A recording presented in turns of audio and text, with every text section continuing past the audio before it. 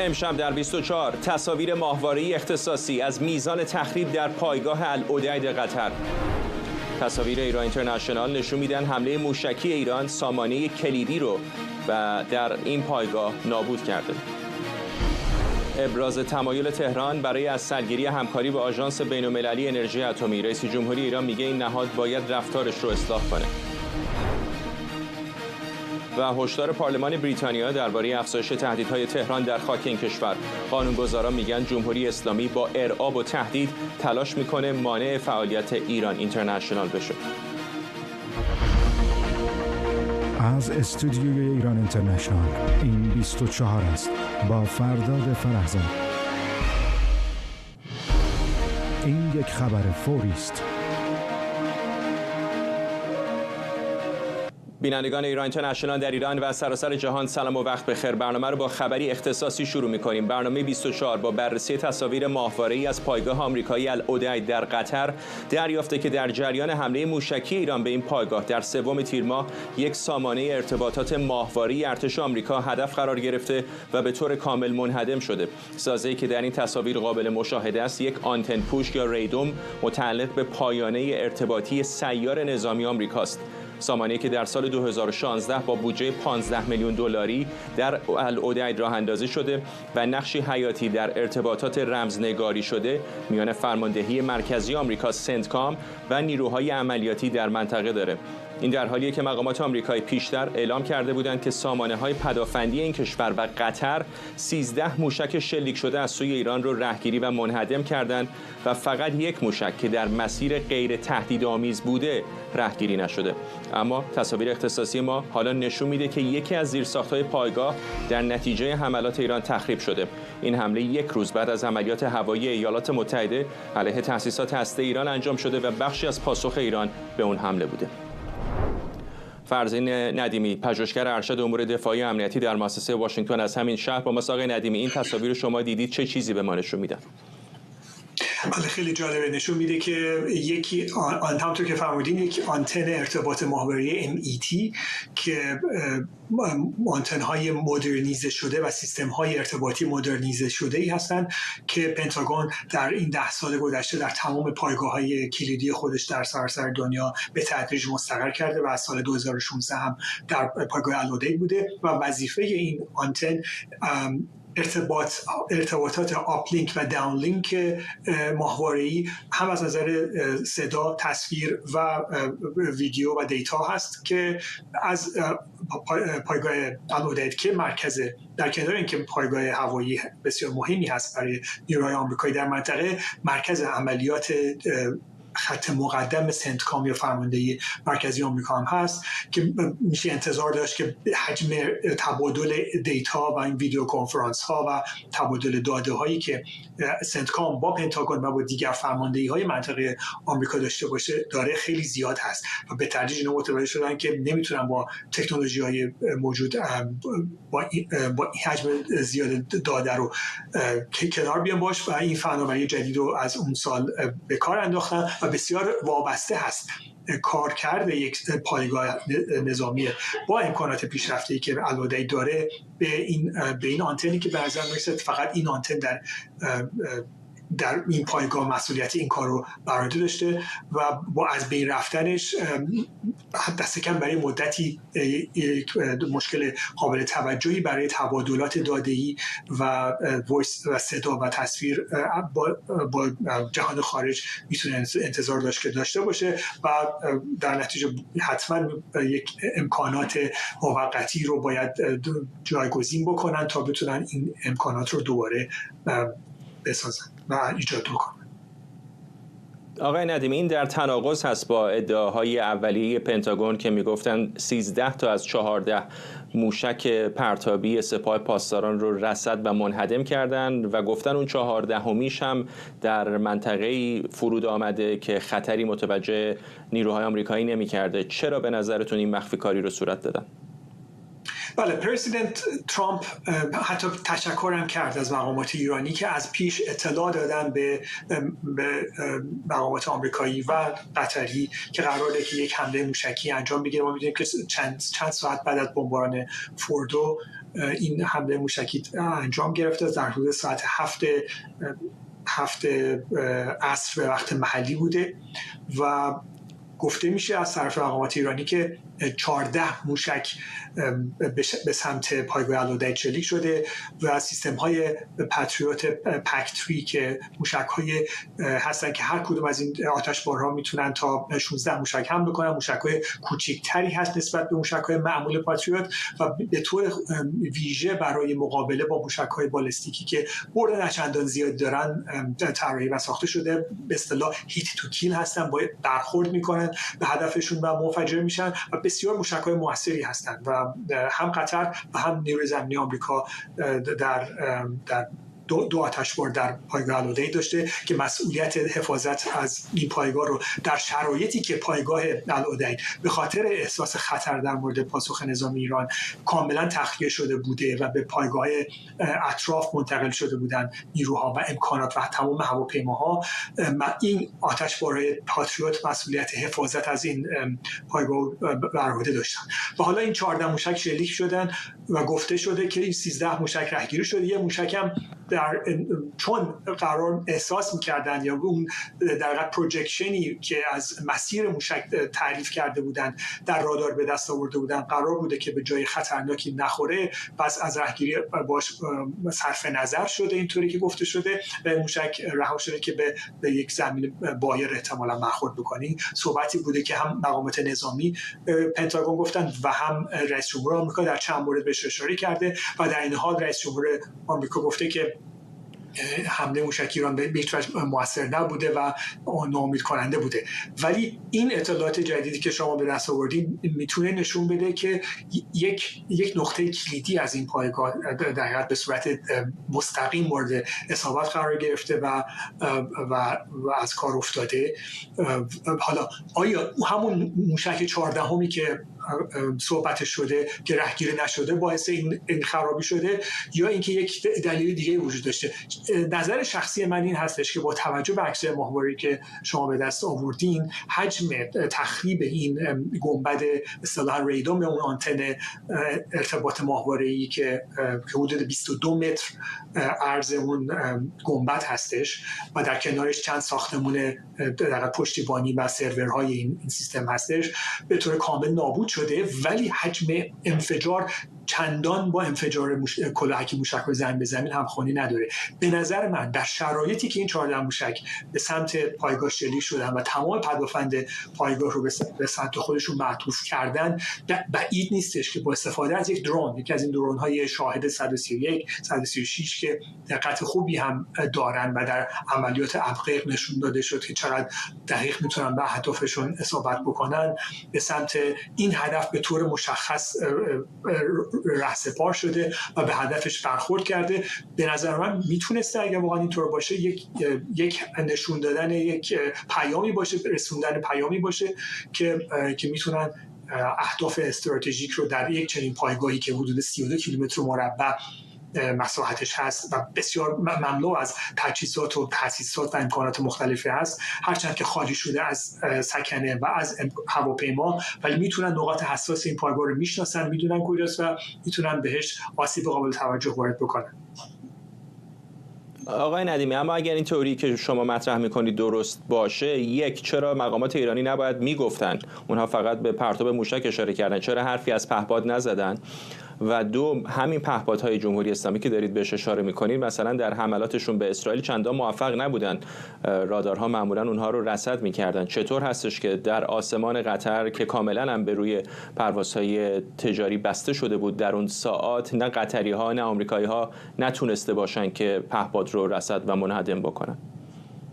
بله، این 1100 شاهد و آرشی که به سمت اسرائیل پرتاب شده در طی جنگ 12 روزه بعد مسافت 1000 و چند کیلومتری رو میپیمودن، از روی عراق، از روی اردن عبور میکردن تا به اسرائیل برسن و نیروهای هوایی کشورهای مختلف، اسرائیل، ایالات متحده، کشورهای محلی مثل اردن و همینطور نیروهای هوایی بریتانیا و فرانسه هواپیمای جنگنده از در آسمان گشت میدادن و آمادگی داشتن که با اینا درگیر بشن و حتی هلیکوپترهای جنگی اسرائیلی اون تعدادی رو هم که در راه سرنگون نشده بود یا خودشون سقوط نکرده بود، در بسیارشون رو در آسمان اسرائیل رهگیری و نابود کردن. یه تعداد خیلی اندکی از اینا همونطور که اشاره کردیم به اسرائیل رسیده و خسارات چندان زیادی به بار نیاورده. اینجا مسئله خیلی فرق میکنه. اینجا موضوع اینه که شما در سواحل شمال خلیج فارس پر از امکانات، پایگاه‌های نظامی و پایگاه‌های همین درون‌هایی هستش که امکان پرتاب اونها وجود داره و اینا میتونن به ارتفاع خیلی پایین به صورت کفخواب به اصطلاح از نزدیک سطح دریا پرواز بکنن. یه فاصله حدود 300 و چند کیلومتری هستش تا برسن به پایگاه العدید که با ساحل قطر، با ساحل دوحه فاصله چندانی نداره. پس میتونن از عامل غافلگیری خیلی بهتر استفاده بکنن و در شرایطی که پایگاه تا حد قابل توجهی تخلیه شده و تمام انتظارات این هستش که در مقابل موشک‌های بالستیک دفاع انجام بگیره، به نظر من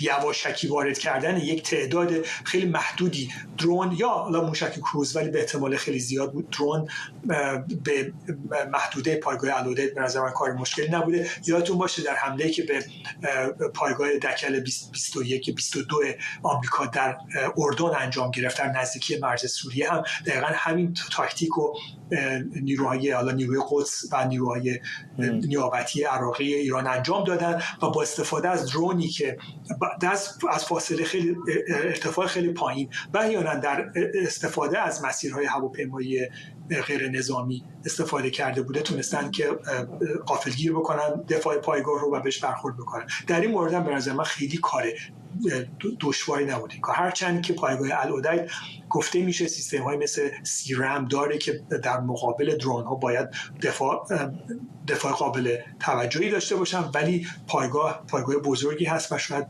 دفاع در مقابل تمام اونا در اون شرایط خاص خیلی کار آسونی نبود. آقای ندیمی، همچنان ابهاماتی بر من وجود داره. چطور هستش که چون این تصور وجود داشت که واکنش ایران واکنشی نمادین هست، قبلش هم با آمریکایی‌ها گفته بودند، به نظر میرسید هم که یک تصمیم کم و بیش سیاسی هست برای پایان تنش‌ها به خصوص با ایالات متحده آمریکا. اگر واقعا قرار بوده فقط نمادین باشه، چرا به نظرتون چنین خطری رو به جان خریدن که یکی از سامانه‌های مهم ارتش آمریکا رو در العدید واقعا هدف قرار بدن؟ این خیلی پرسش خوبی هستش و من شاید خیلی جواب قطعی نتونم براش داشته باشم.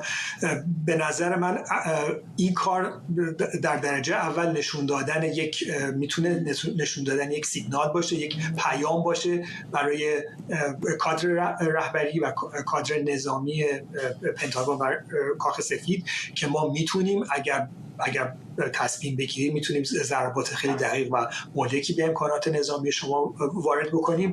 در کنار اون اقدام سمبولیک شلیک 14 موشک بالستیک، در کنارش بخواین یک پیام خیلی دقیق و اصطلاحاً اسنایپر بزنن به یک نقطه خیلی مشخص، این احتمالاً میشه در نظر داشت و به خاطر همونم به روی این موضوع خیلی مانور سیاسی داده نشده باشه. شاید واقعا خودشون هم دقیقاً نمیدونن که آیا واقعا این درونی که به سمت این هدف پرتاب کردن واقعا به هدفش برخورد کرده یا نه. هرچند که به نظر من دقیقاً هدف مشخص بوده، چی بوده، میدونستن چی رو میخوان بزنن و خیلی دقیق به هدفش برخورد کرده. ولی اینکه آیا واقعا این کار رو دسترسی داشتن، هرچند که این روزها شما به شرکت‌های ماهواره‌ای چینی میتونید خیلی راحت عکس ماهواره‌ایشون رو خریداری بکنید. نمیدونم سپاه پاسداران این کارو میکنه یا نه. کار غیر ممکنی نیست متوجه شدن از این موضوع. به خاطر همین شاید سعی کردن که این موضوع خیلی سیاسی نکنن تا یک راه خروجی هم برای کاخ سفید قائل بشن، چون میدونیم که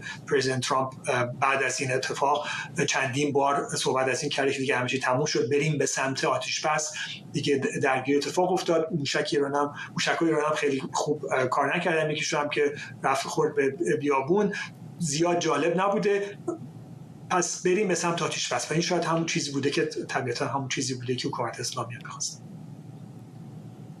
ممنونم از شما. فرزین ندیمی، پژوهشگر ارشد امور دفاعی امنیتی در مؤسسه واشنگتن.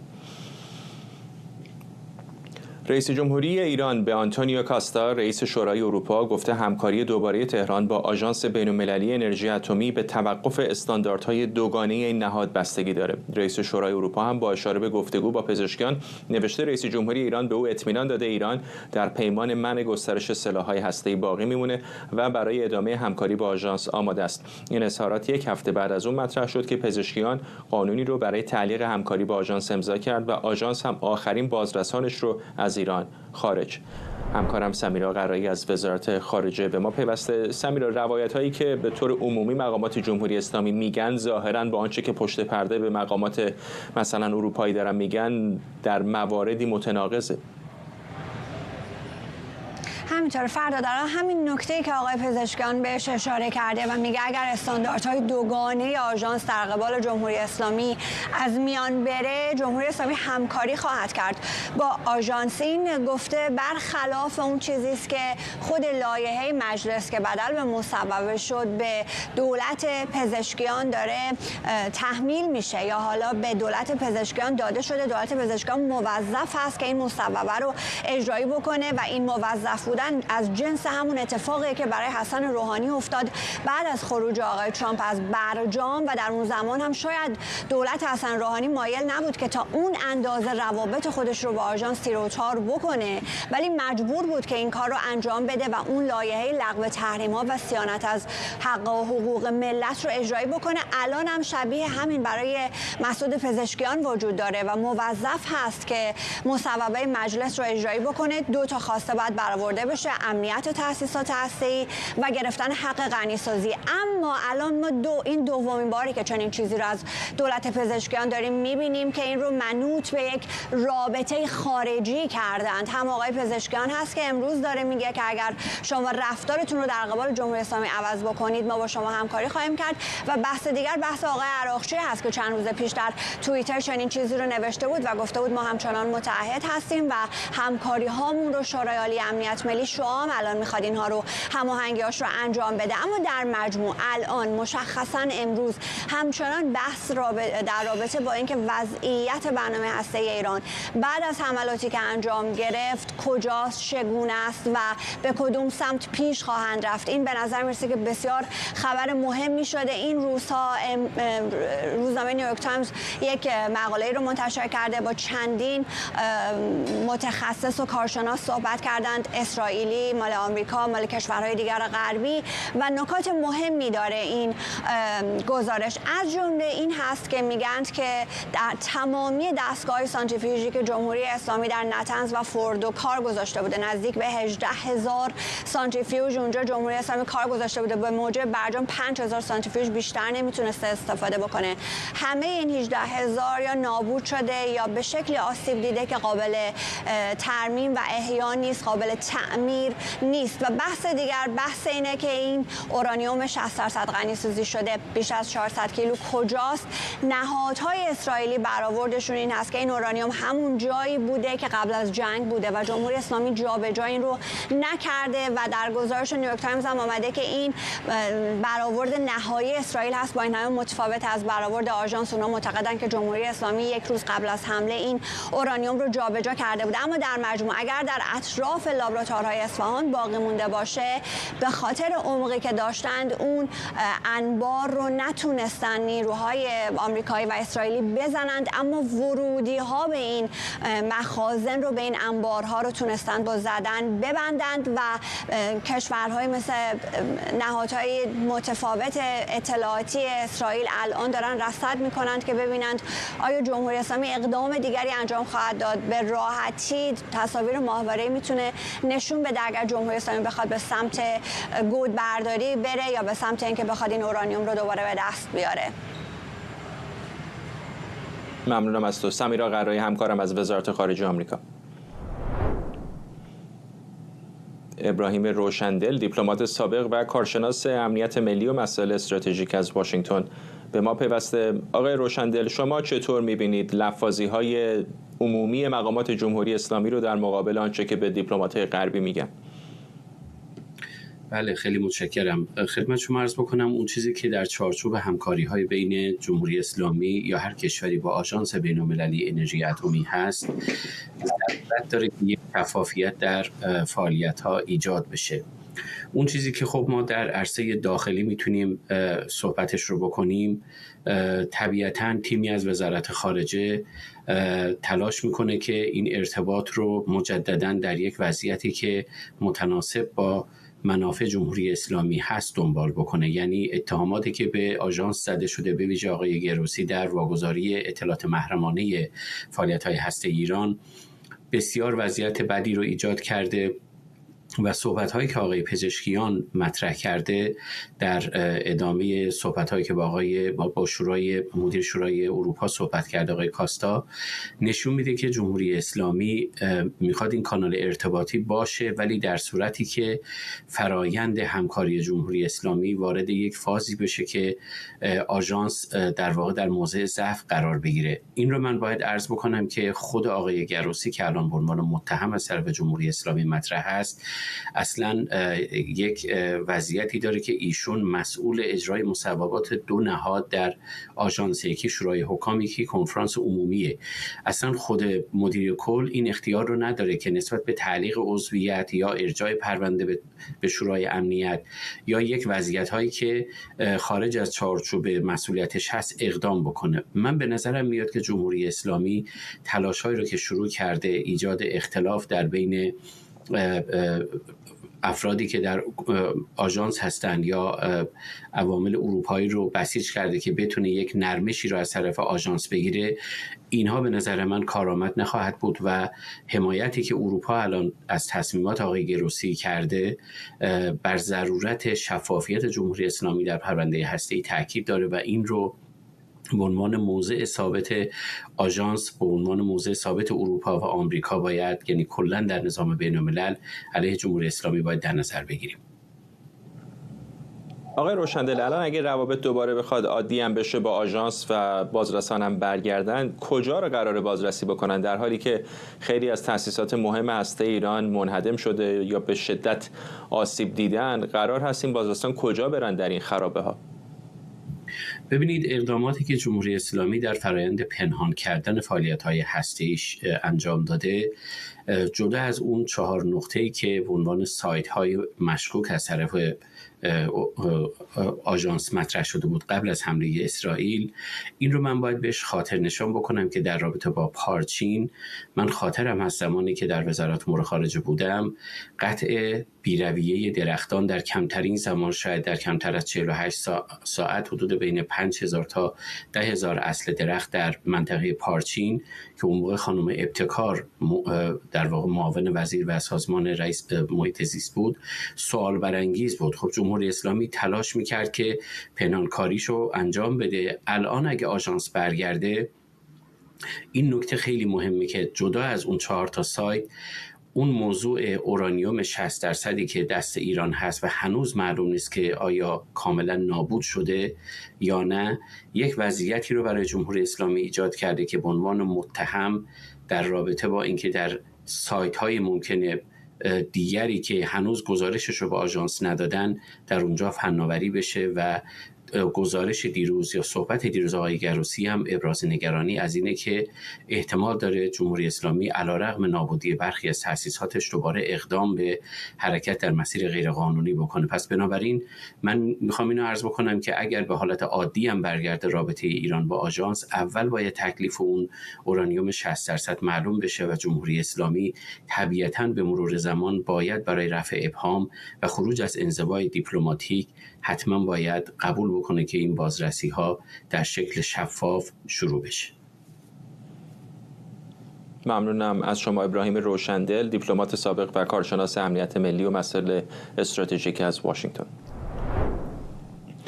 ساعتی پیش وزرای خارجه آمریکا و روسیه در حاشیه اجلاس آسئان در مالزی در دیداری 50 دقیقه‌ای درباره برنامه هسته ایران، جنگ اوکراین و مسائل سوریه گفتگو کردند. وزارت خارجه روسیه مذاکرات رو مفصل و صریح خونده و گفته موضوعات بین‌المللی دیگری هم در گفتگوی سرگئی لاوروف با مارکو روبیو مطرح شده.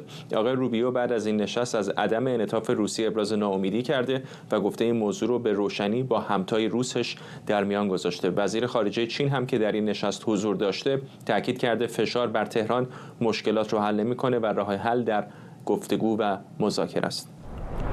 همکارم آرش علایی از کاخ سفید به ما پیوسته. آرش، در بعضی از گزارش‌های خودت هم به کرات بهش اشاره کردی، به نظر میسه که رویکرد دولت آمریکا، دولت آقای ترامپ در مقابل روسیه آرام آرام داره تغییراتی درش ایجاد میشه. خب آقای ترامپ حدوداً 6 ماه تلاش کرد که موضع روسیه رو تغییر بدهد.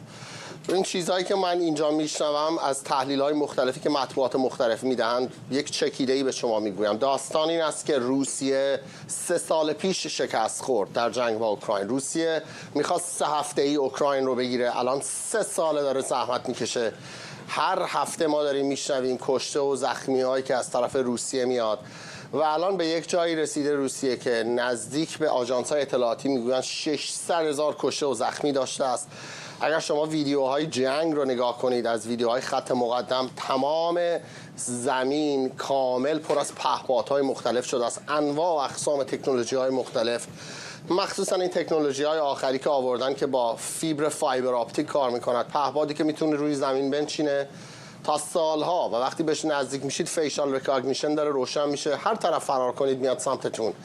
روسیه انقدر کشته داده در طول این مدت، نزدیک به 1.5 میلیون نفر از جوانان روسیه در این 3 سال کشور رو ترک کردن چون نمیخوان برن برای ماشین جنگی پوتین بجنگن. داستان جنگ با اوکراین مسئله عقیدتی است، فقط برای آقای پوتین جوانان روسی فرار میکنن میرن کشورهای دیگه، میرن گرجستان، قزاقستان، دبی، مالزی و بر نخواهند گشت خیلی از اینها دیگه به روسیه. و در نهایت هم الان یواش یواش وضعیت اقتصادی روسیه است که به جایی رسیده که خطرناک شده دیگه. یواش یواش ماشین جنگی روسیه داره به پت پت میافته و آقای ترامپ نه از به خاطر این نیست که با پوتین دوست است که میخواست به صلح برسه. آقای ترامپ احساس کرد که الان پوتین در ضعیفترین وضعیتشه، بنابراین میشود امتیاز گرفت ازش و رفت فشار بیاره به روسیه تا بتونه این جنگ رو متوقف بکنه. ولی در نهایت به نظر میاد پوتین تا خرخره در این جنگ فرو رفته، از طرف خود روس ها تحت فشار هست،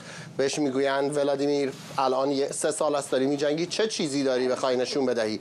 1/3 اوکراین رو روسیه 1/3 تا 1/4 اوکراین رو اشغال کرده است، ولی این 1/3 1/4 است که کاملا سوخته، یک زمین سوخته است، دیگه هیچ زیرساخت‌های اجتماعی اونجا ندارد. و الان در کاخ سفید صحبت‌ها این است که قدم بعدی برای آمریکا چیست؟ احتمالاً فرستادن تجهیزات نظامی دفاعی و آقای ترامپ اینجا گفت حتی تجهیزات تهاجمی. ممنونم از تو آرش علایی، همکارم از کاخ سفید در واشنگتن دی سی با ما. امیر چاهکی تحلیلگر مسائل روسیه از برلین به ما پیوسته. آقای چاهکی، انتظارها بسیار زیاد بود موقعی که آقای ترامپ تازه روی کار اومده بود. او وعده میداد که به زودی مشکل اوکراین رو حل خواهد کرد. حتی به یاد داریم اون دیدار تاریخی آقای ترامپ با زلنسکی رو در کاخ سفید که خیلی ها میگفتند به رئیس جمهوری اوکراین بیش از اندازه او تاخته، ولی به نظر میرسه که الان کم و بیش دولت آمریکا هم مستعصل شده در مورد سرنوشت این جنگ. درود بر شما جناب فرزاد، ممنون که دعوت کردید. من اجازه بدید که یه نگاهی رو که در برنامه شما مطرح کرده بودم یادآوری کنم. شما هست که نیستم و این فرصت کم توضیح بدم. به یاد داریم که من مطرح کردم که آن سیاستی که زلنسکی در پیش گرفته یک سیاست استراتژیک معنی درستشه که به اون گونه پیش ببره که توپ در زمین پوتین باشه. یعنی علاوه فشاری که به زلنسکی اومد که عقب نشینی کنه از منافع اصلی اوکراین سرزمین دربدست رو بپذیره. من اینجا مطرح کردم بدون اینکه به اوکراین داده بشه ضمانت‌های امنیتی یا لااقل یادآوری کنم برای مخاطبان شما که زاپاروژه و خرسون کماکان 2.5 است، یعنی قیمتش دست 50% دست اوکراین و دست روسیه، و اینکه روسیه تاکیدش تا امروز این بوده که باید 5 ایالت واگذار بشه، معناش اینه که اوکراین بیاد نیمی از شهرهاش هم تحویل بده. این غیر منطقی بود. من اینجا مطرح کردم که به پیش نمیره. من قائل نیستم که ترامپ قصدش این بوده که فشار بر پوتین بیاره و ناموفقه. نه، اینجا دقیقاً فکر میکرد ترامپ با نگرانی که با جنگ جهانی سوم اتمی داشت، همیشه میگفت میتونه زلنسکی رو ببره به آن سمت که شرایط پوتین بپذیره. ما باید اینجا بگیم که روش سیاست ورزی که به کار برد زلنسکی جواب داده، در عین اینکه اتفاق دیگه افتاده جناب فرزاد. امروز در این 2 روزه که کنفرانس ائتلاف حامیان اوکراین در روم برگزار میشه، برای اولین بار سناتور گراهام که میدونیم که از سناتورهای برجسته جمهوری خواه و سناتور دموکرات وینتون که طرح 2 حزبی تشدید تحریم ها رو مطرح کرد علیه روسیه و این طرح بسیار فراگیریه که فقط یک قسمتش رو بگم، اگر مصوب بخواد بشه یعنی 500% تعرفه برای کشورهایی که در حوزه انرژی با روسیه کار میکنن. ولی ترامپ از ماه آوریل به تعویق انداخته، ولی حضور کیت گلاک دستیار ترامپ در کنفرانس روم و نیز 2 سناتور دموکرات و جمهوری خواه دال بر اینه که داره سمت و سوی کاخ سفید میره به این طرف که این فشار رو قطعی کنه. و اینو اینجا مطرح کنم که چرا مهمه. اینو بارها گفته بودم. ببینید دستگاه پروپاگاندای پوتین در این چند ماه ریاست جمهوری ترامپ خیلی خوب تبلیغ کرد برای مردم روسیه که گویا سیاست جنگ طلبیه و اصلاح جنگ تا حصول نتیجه پوتین انقدر موفق بوده که کاخ سفید هم با پوتین در ارتباط نزدیکه. الان 2 روزه جناب فرزاد، 2 روزه که مطبوعات روسی در حال توجیه اینن که چرا ترامپ گفته که پوتین فقط ما رو مسخره کرده، یعنی یک ضربه ای که خود به اعتبار پوتین، و اینو الان به درستی ترامپ میفهمه که این فشار جدی رو بارها من گفته بودم. اگر ترامپ دستش کمکه باید دندان نشان بده و این تاثیر داره، چون پوتین در حقیقت فکر میکرد که ترامپ تا آخر با تمامیت خواهی روسیه. الان باید منتظر بود که این ائتلاف، اینو مطرح کنم که چرا مهمه، ائتلاف حامیان اوکراین که 32 کشور توشن از جمله کشور عضو ناتو، برای این باوره که اگر آتش بس صورت بگیرد باید کشورهای ناتو ضامن آسمان ممنوع باشن. این برای پوتین قابل پذیرش نبوده. یعنی الان دقیقاً ما تو این چند روز شاهد خواهیم بود که پوتین چه موضعی میگه. من آماده این هستم که عقب نشینی‌های پوتین بکنه، از جمله همون که برای درم شما هم مطرح کردم، عقب نشینی در مورد زاپاروژه و خرسون لااقل به معنای منطقه بین‌الملل برای دانباس و کریمه مانور کنه، مثل طرح استانبول 2022. ممنونم از شما امیر چاهکی، تحلیلگر مسائل روسیه از برلین با ما. فتوای روحانیون ارشد ایرانی برای ترور دونالد ترامپ رئیس جمهوری آمریکا با جذب 10 میلیون دلار حمایت مالی آنلاین همراه شده. این فتوا ترامپ و بنیامین نتانیاهو نخست وزیر اسرائیل رو محارب خونده و خواستار قتل اونها در واکنش به حملات نظامی آمریکا و اسرائیل به ایران شده. نیوزویک با اشاره به وبسایت ایرانی سار نوشته تا به حال بر اساس اعلام این سایت بیش از 40 میلیون دلار برای اجرای این فتوا جمع‌آوری شده و یکی از روحانیون هم جایزه 1.14 میلیون دلاری تعیین کرده. نیوزویک البته این خبر رو تایید نکرده. همکارم مرضیه حسینی از کنگره آمریکا به ما پیوسته. مرضیه، تا الان واکنش‌ها در آمریکا چه بوده به این احکام محارب بودن آقایان نتانیاهو و ترامپ؟ انقدر فرداد گفتن در داخل ایران و انقدر صداهای مشابه شنیده شد در خصوص ترور آقای ترامپ که هم امروز من دیدم در کاخ سفید در موردش صحبت شد، هم اینجا در کنگره و هم در مطبوعات آمریکا، چنانچه خودت اشاره کردی. از کاخ سفید اگه شروع کنم، خبرنگار فاکس نیوز از آقای ترامپ پرسید واکنش شما چه هست؟ ایرانی‌ها گفتن میتونن شما رو وقتی دارید آفتاب میگیرید در منزلتون بکشن. آقای ترامپ شوخی و جدی مسئله رو جمع کرد، گفت من آدم آفتاب بگیری نیستم. اما اینجا در کنگره هم صداهای مشابه شنیده شد. روز گذشته آقای سناتور جیم ریش در واقع خیلی قاطع گفت ما تحمل نخواهیم کرد این تهدیدهای جمهوری اسلامی رو. و امروز هم من با سناتور مارشال یک مصاحبه کوتاهی در همین مورد داشتم که ببینیم ما برگردیم. این واقعا ناامید کننده است. من دوست دارم هرچه زودتر به توافق صلح‌آمیز بین اسرائیل و ایران برسیم. اما جنگ ایران فقط علیه اسرائیل نیست. این رژیم با کشورهای زیادی درگیر است. ما می‌دانیم که رژیم ایران سالهاست علیه آمریکا اعلام جنگ کرده و یاد تفنگداران دریایی که از دست دادیم و بسیاری از آمریکایی‌هایی که به دست آنها کشته شدند می‌افتم. همینطور می‌دانم که رژیم ایران تلاش کرده اعضای دیگر دولت ما را ترور کند. تعجب نمی‌کنم. فقط به آنها هشدار می‌دهم که اگر اتفاق بدی برای رئیس جمهور ترامپ بیفتد، خشم او حد و مرز نخواهد داشت. او طرح دقیق برای واکنش به چنین اتفاقی دارد. اما رژیم ایران چه وقت حاضر خواهد شد و جامعه جهانی بازگردد و به جای دامن زدن به ناآرامی نقشی مثبت و سازنده ایفا کند؟ جدا از این اظهارات قانونگذاران آمریکا که شنیدیم، من دیدم در مطبوعات حتی دارن مقایسه میکنن فتوایی که علیه آقای ترامپ داده شده رو با فتوایی که علیه آقای سلمان رشدی داده شد مقایسه میکنن. میگن آقای رشدی در قلب نیویورک هدف حمله قرار گرفت و چقدر این موضوع جدی است و چقدر تهدید ایرانی‌ها برای کشتن آقای ترامپ که رئیس جمهور آمریکاست جدی است. من با سناتورهای دیگه هم صحبت کردم و خلاصه کلام این هست که اگر خونی از دماغ آقای ترامپ بیاد، ما از چشم جمهوری اسلامی می‌بینیم و پیامدهاش رو برای جمهوری اسلامی بسیار گسترده خطاب می‌کنیم. می‌بینیم که از طرف دیگه در طول روزهای گذشته فقط صحبت آقای لاریجانی نبوده که در واقع حالا یا به شوخی یا به جدی صحبت از کشتن آقای ترامپ در مارلاگو کرد. هم خودت اشاره کردی صحبت از این هست که 40 میلیون دلار پول جمع آوری شده برای کشتن آقای ترامپ در داخل ایران و یا حتی آقای امامی، فردی که مسئول دفتر تبلیغات جمهوری اسلامی هست، یک جایزه 100 میلیارد تومانی تعیین کرده برای افرادی که بتونن سر آقای ترامپ رو ببرن برای آقای امامی. رقم بسیار بالایی هست، بازتاب گسترده‌ای داشته. حتی فقط اینجا محدود به آمریکا نیست. همین امروز در پارلمان بریتانیا هم یک گزارش قطور 260 صفحه در پارلمان گزارش دادن در خصوص تهدیدهای جمهوری اسلامی در خارج از مرزهای خودش و به طور مشخص در بریتانیا.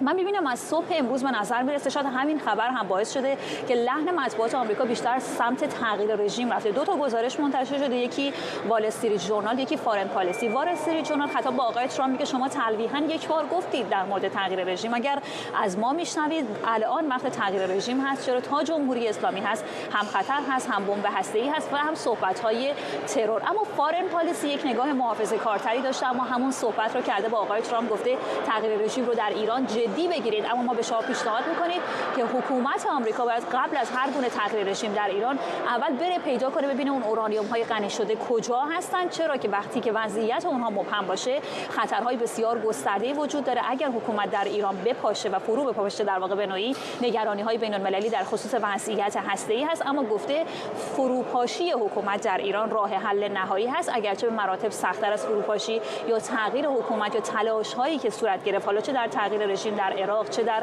لیبی و یا چه در سوریه هست، به مراتب پیچیده‌تر هست، اما راه حل اساسی هست که باید صورت بگیره به منظور پایان تمام این تهدیدهایی که ما میشنویم برای کشتن شخص اول دولت آمریکا به صورت مطبوعاتی و به صورت علنی در حکومت جمهوری اسلامی ایران. ممنونم. مرضیه حسینی، همکارم از کنگره آمریکا در واشنگتن. کمیته اطلاعات و امنیت پارلمان بریتانیا گفته جمهوری اسلامی یکی از جدی‌ترین تهدیدهای دولتی علیه امنیت ملی این کشور. در این گزارش که بر مبنای اطلاعات محرمانه و مصاحبه با مقامات ارشد امنیتی تنظیم شده، به افزایش چشمگیر تمایل تهران برای انجام ترور، جاسوسی و حملات سایبری در خاک بریتانیا اشاره و از دولت درخواست شده تا در راهبردش نسبت به جمهوری اسلامی یک بازنگری اساسی انجام بده. در همین حال پارلمان بریتانیا در گزارشش میگه حکومت ایران در طول چند سال گذشته فعالیت‌های گسترده‌ای برای ایجاد ارعاب و تهدید علیه شبکه ایران اینترنشنال به راه انداخته. بنا به همین گزارش، سرویس اطلاعاتی جمهوری اسلامی با اعمال فشار بر خانواده خبرنگاران این شبکه در داخل ایران و تهدید مستقیم خود خبرنگاران تلاش کرده مانع از ادامه فعالیت این رسانه بشه. در واکنش، سفارت ایران در لندن این گزارش رو جانبدارانه و بی اساس خونده. امید شمس عقدان و تحلیلگر امور بین‌الملل از لندن به ما پیوسته. آقای شمس، این گزارش میگه که بریتانیا بر رویکردش رو به طور کلی در مقابل جمهوری اسلامی تغییر بده. چه کاری میتونن بکنن که در این لحظه هنوز انجام ندادن؟ درود بر شما فرزاد. 3 ایراد اساسی این گزارش میگیره به عملکرد دولت بریتانیا. اولین نکته این هستش که معتقده که دولت بریتانیا مسئله حجم تهدیداتی که از جانب جمهوری اسلامی متوجه خاک بریتانیا هست رو باید جدی بگیره، به شیوهی که سازوکارهای ویژه برای تهدید خاص در مقابله با جمهوری اسلامی در نظر بگیره. این مسئله وجود نداره. همچنان سازوکارهای عمومی مقابله با تهدیدات دولتی استفاده میشه علیه جمهوری اسلامی هم و این باید تغییر بکنه. و نکته دوم این هستش که این گزارش اعلام میکنه که یک استراتژی بلند مدت در دولت وجود نداره برای شناخت و مقابله با تهدیدهایی که از جانب جمهوری اسلامی هست، بلکه این استراتژی فقط یک استراتژی کوتاه مدت و واکنشی است که صرفاً سعی میکنه که تهدیدات قریب الوقوع رو به سرعت شناسایی و خنثی بکنه. این نمیتواند در بلند مدت یک استراتژی موفق و مؤثر باشه. بنابراین 3 کار باید انجام بشه. 1، باید یک هماهنگی کاملی بین دپارتمان ها و اجزای دولت به صورت خیلی خیلی تنگاتنگی یک ارتباطی شکل بگیره برای اینکه بتونه مقابله بکنه با این تهدیدات. دیدید که 7 مورد رو برای این تهدیدها در نظر گرفت که نشون میده خیلی حجم این تهدیدها گسترده است و بسیاری از دپارتمان ها و وزارتخانه ها رو درگیر میکنه. باید یک هماهنگی بین اینها وجود داشته باشه. در نتیجه یک تاسک فورس ویژه برای مقابله با تهدیدهای جمهوری اسلامی میتونه یکی از این راهها باشه. نکته دیگه این هستش که باید سازوکارهایی هم در حوزه اختیارات دولت، هم در حوزه قوانینی که نهادهای امنیتی بریتانیا باهاشون کار میکنن، باید اختیارات ویژه در نظر گرفته بشه برای نوع این تهدیدها. یکی از مسائلی که باز در این گزارش هست اینه که در مقایسه با تهدیدهایی که از جانب روسیه و چین که بزرگترین تهدیدها، روسیه تهدید وجودی هست برای بریتانیا در حال حاضر قرار داره ایران، ولی گفته شده که به خاطر اون نوع ماجراجویی که در جمهوری اسلامی است، ریسک هایی که میکنه به شدت خطرناکتر حتی از روسیه و چین هست که برنامه استراتژیک بلند مدت و ساختاری رو در تهدیدهای دولتی خودشون دارن. این مسئله نشون دهنده مثلا حجم تهدیدهای تروریستی است که متوجه شهروندان بریتانیا یا رسانه‌هایی مثل ایران اینترنشنال و غیره میشه و همینطور مسئله هسته‌ای هست، مسائل اقتصادی هست و اون استفاده که الان داره از نتورک‌های جنایتکارانه در داخل بریتانیا میکنه، نه تنها برای اون نوع تهدیدهایی که جمهوری اسلامی متوجه خاک بریتانیا میکنه میتونه مسئله باشه، بلکه در بلند مدت میتونه این نتورک ها رو در واقع به یک شکلی گرایش بده به سمت اینکه بشن در واقع عامل بی‌ثباتی و جنایت علیه خاک بریتانیا توسط هر کشور، هر دولت دیگه. اینها تهدیدهایی است که باید مورد توجه قرار بگیره در یک استراتژی بلند مدت. و آقای شمس، این تهدیدها موردی نیست، به نظر میرسه که خیلی سازمان یافته و ممتد هست. اگر فقط یک گروه تبهکار بود، خب یک پرونده کیفری احتمالاً بود. قانونگذاران و مجریان قانون در بریتانیا خیلی اقدامات جدی احتمالاً علیهش میکنن، اما این یکم شرایط به نظر پیچیده است، چون یک بازیگر حکومتی است که روابط دیپلماتیک هم دست کم در این لحظه که داریم صحبت میکنیم همچنان با بریتانیا داره. این چقدر کار رو نه فقط از نظر کیفری بلکه از نظر سیاسی پیچیده کرده برای لندن؟ بسیار پیچیده کرده. به نظر من خیلی نکته مهمی رو شما فرمودید. ببینید، ما این رو در گزارش جاناتان هال هم داشتیم. یه مجموعه ای از قوانین وجود داره که اساساً مثلا اجازه نمیده که دولت بریتانیا مستقیما جمهوری اسلامی رو به عنوان در واقع یک دولت حامی تروریسم باهاش اقداماتی بکنه که با سازمان‌های تروریستی دیگه انجام میده. صرفاً میتونه از ابزارهای سیاسی یا دیپلماتیک معمول و رایج استفاده کنه. این ابزارهای دیپلماتیک رایج اصلا برای جمهوری اسلامی جواب نمیده، چون در واقع اون اهرم‌های فشار لازم رو بر حاکمیتی که خودش به طور کلی مثلا الان کاملا منزوی هست، در واقع اون تاثیر لازم رو برش نداره. از طرف دیگه مسائل حقوقی هست، مسائل قانونی هست که بسیار اهمیت داره. یعنی یک مجموعه ای از نهادها و سازمانها رو جمهوری اسلامی تونسته در خاک بریتانیا بسازه و گسترش بده و بسیاری از اینها محافظت‌های قانونی دارن در حوزه در واقع مدنی و اون پوشش فعالیت‌هایی که می‌کنن. بسیار دشوار هست که با همین قوانین موجود بره به سمت اینها. بنابراین نیازمند یه سری اختیارات ویژه هست دولت برای مواجهه با اینها. نکته دیگه این هستش که همونطوری که شما اشاره کردین، گستردگی این تهدیدها بسیار بسیار هزینه بر هست برای نهادهای امنیتی و فشار میاره روی این نهادها برای اینکه بتونن جلوی مسئله رو بگیرن. بنابراین یک مسئله دیگه که وجود داره این هستش که باید یک اجماع سیاسی هم شکل بگیره حول این مسئله. و فقط من با این جمله تمام بکنم حرفمو که نهایتاً جمهوری اسلامی از این تهدیدها به عنوان ابزار امتیازدهی در مذاکرات هم میخواد استفاده بکنه، برای اینکه دیگه چیزی نداره که در مذاکرات بخواد ارائه بده. ممنونم از شما. امید شمس اوغدان و تحلیلگر امور بین‌الملل از لندن با ما. و ممنونم از شما که بیننده برنامه 24 امشب بودید. این برنامه رو کمی دیرتر میتونید دوباره در یوتیوب ایران اینترنشنال هم ببینید.